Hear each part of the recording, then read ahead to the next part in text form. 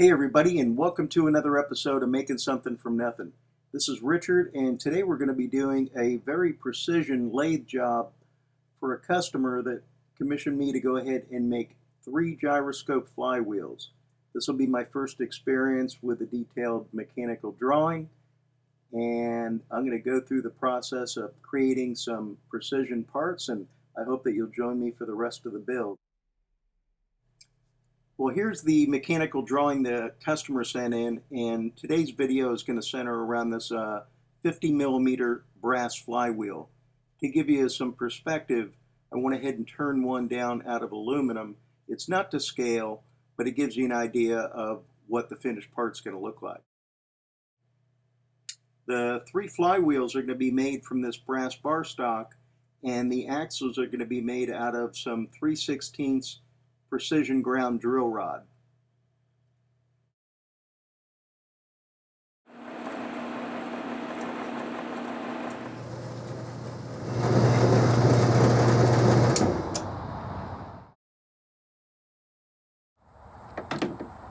So we're going to start off with getting this one side faced off.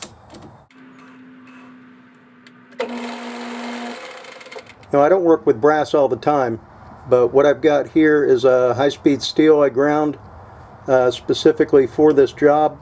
We'll see what kind of finish we can get.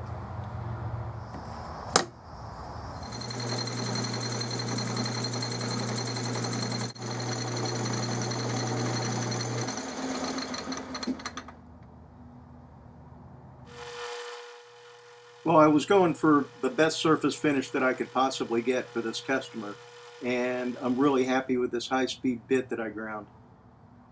His drawing calls for this to be 12 millimeters in thickness, so I'm going to go ahead and flip this guy around and we'll take it down to 12 mil.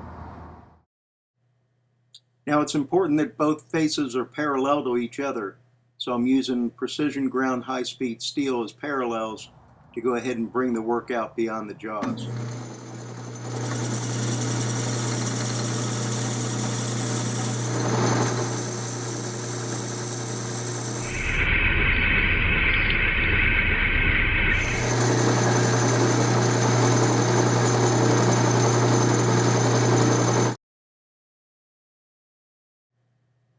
Well, not being real sure how accurate the bandsaw was, I went ahead and cut this disc a little bit on the thick side, just in case, but the saw actually turned out to be pretty accurate, so I'm turning a little bit more brass into chips than I wanted, but I'll cut the next ones a little bit thinner.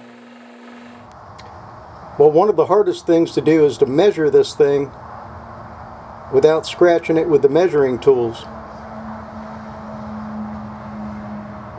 And it's 10 thousandths over the size that I need, which is 472 thou, according to his drawing, which is 12 millimeter. I'm going to leave it just a little bit on the fat side because I believe I have a scratch on the other side. I'll take that off later.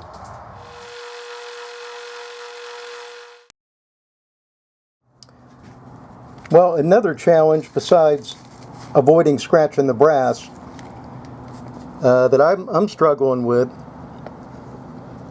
probably due to my inexperience because I haven't ever done this before, but I need to go ahead and mark out this brass disc that we got sitting over in the lathe with all these measurements right here. Now, I've seen other people do it with dividers. I'm not going to do it that way. Let me take you back over to the lathe and I'll show you how I'm going to plan to go ahead and mark out all these divisions over on the brass disc. So let's go back over there and we'll take a look at it. My method involves center drilling the disc, and I'll show you why here in a second.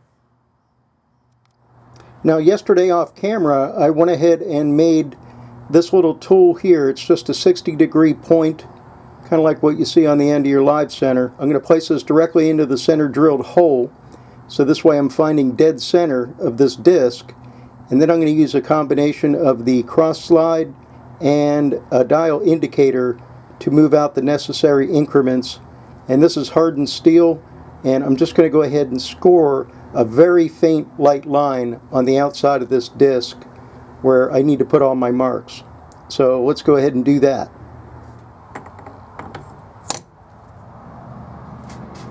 Now I've got the compound set at 90 degrees to the cross slide for the next couple of operations.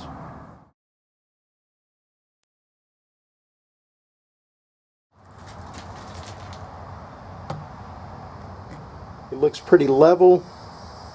It looks like it's straight, so I'm not incurring some kind of cosine error. Okay, it's hard to get a shot of this, but I'm doing the best I can here. For the 8mm boss that's in the center, I need to come out 157.5 thousandths. That's half of the 8mm boss that he wants. So we'll go ahead and come out 157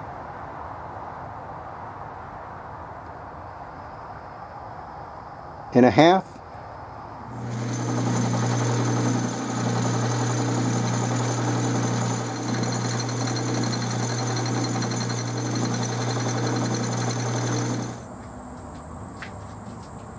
Well, that worked out pretty good. Happy with that. Okay, now I need to turn to this part of the drawing where it shows how far I need to go ahead and trepan into the face of this thing. The width of the disc is 12 millimeters, which is 0.4724. This little webbing in the center, he's got it at 0.1181. So if I take that from the 12 mil, that leaves me 354 thousandths and 3/10. Divide that by 2 is 177.15. So that's how far I need to go in from the face with the next operation. So let's go do that. On the drawing, he's calling for a 2mm radius.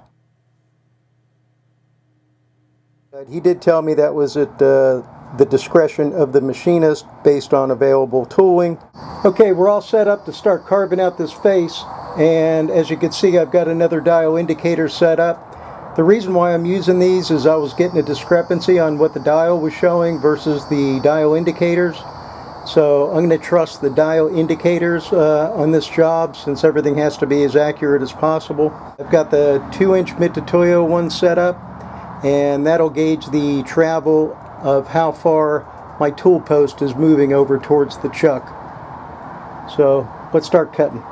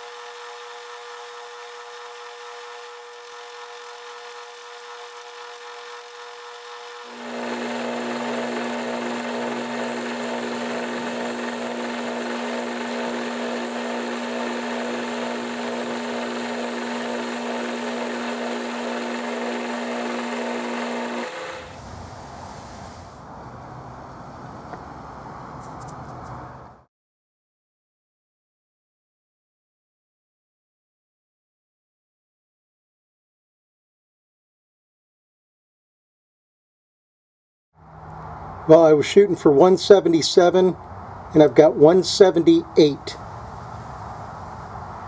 So within a thousandths. I'll take that all day. Well, apparently the sunlight has created havoc for the camera, and I lost this footage, but we're drilling and reaming this 3/16.